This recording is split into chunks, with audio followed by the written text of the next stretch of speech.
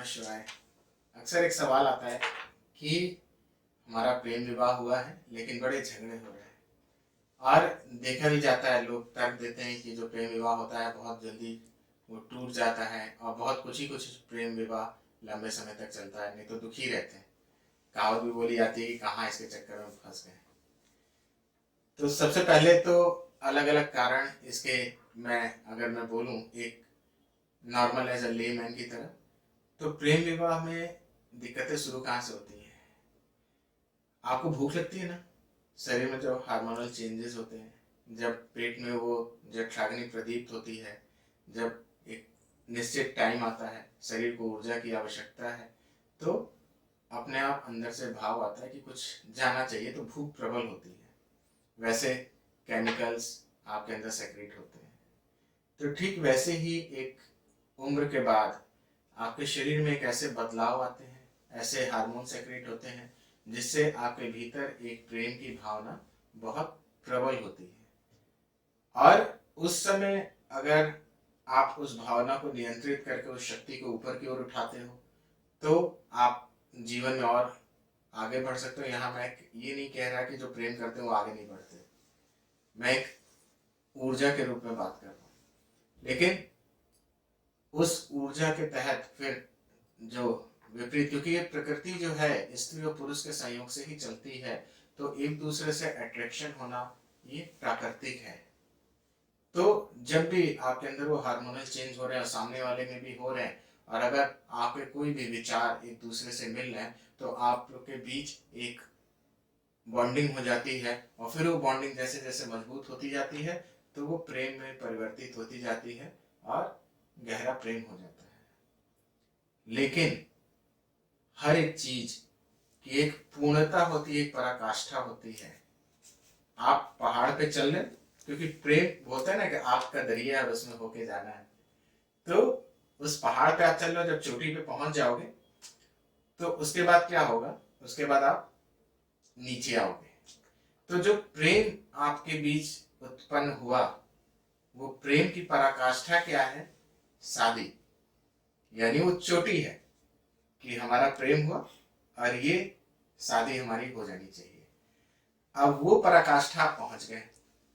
अब ढलान तो आएगी आएगी, क्योंकि उसके बाद आप इसको ऐसे समझो, अभी तो आप मिलते हो तो ब्रश भी अच्छे से होके आता है, क्रीम पाउडर पूरा लिख के, मेकअप वोकअप डिओड्रेंट वगैरह पढ़ के आता है, तो बहुत अच्छा लगता है।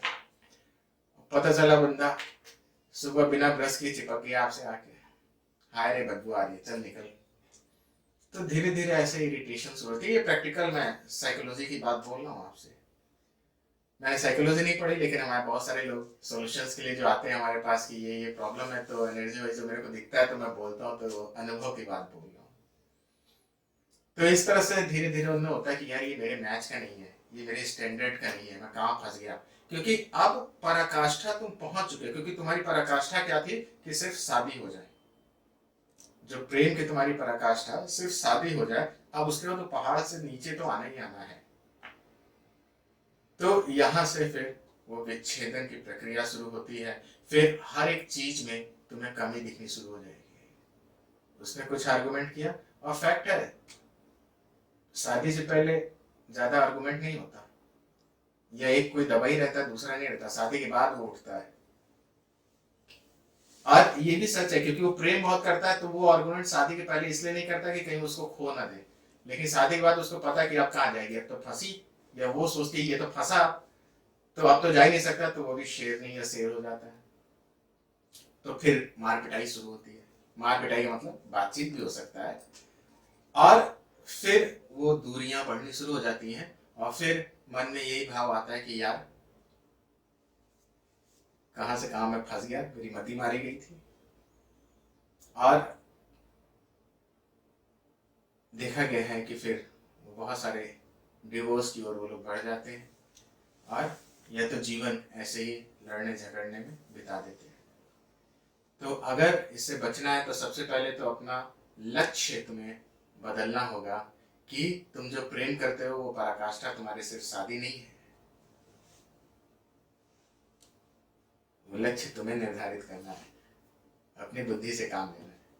तो जब लक्ष्य इतना रखो कि ठीक है तुम एकदम आखिरी समय तक साथ में हो एकदम प्रेम पूर्वक, तो तुम्हें बहुत सारी समस्याओं का सामना नहीं करना पड़ेगा। ये एक मानवीय जो उसका बिहेवियर होता है उसके अनुसार मैं आपको बता रहा हूँ, फैक्ट।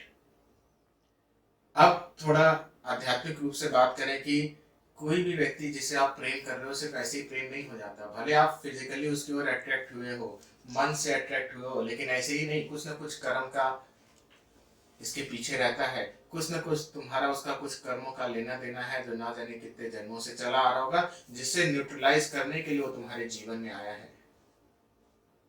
अब उसको तुम किस रूप में लेते हो ये बहुत बड़ा सब्जेक्ट है। इसके लिए जो मैं पास्ट लाइफ की ध्यान कराता हूँ या कार्मिक हीलिंग कराता हूँ या और बहुत सारी चीज़ें जो कराता हूँ, उसमें मैंने इन चीज़ों को विस्तार से बताया है। और न केवल बताया, आपको ध्यान में ले जाके आप खुद देखोगे कि क्या उसके साथ इश्यूज थे जिसकी वजह से वो प्रॉब्लम आपके जीवन में आई, या ये प्रॉब्लम उत्पन्न हुई अपने पार्टनर के साथ। और मैं यकीन दिलाऊं आपको, ऐसे अनगिनत केसेस हैं कि जब वो चीजें हुई तो जिनका डिवोर्स भी हो गया था दोबारा उन्हीं से उनकी शादी हो गई, क्योंकि वो इशू कार्मिक लेवल पे वो इशू रिजॉल्व हो गए। तो जब इशू रिजॉल्व हो गए तो प्रेम अपने आप डेवलप हो गया, क्योंकि प्रेम तो प्राकृतिक गुण है जो हर एक व्यक्ति के अंदर है।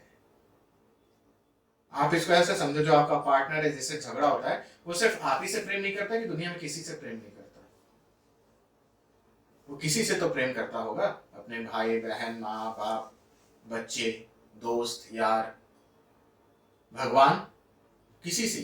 तो अगर वो किसी से प्रेम कर रहा है तो आपके प्रति नफरत क्यों है?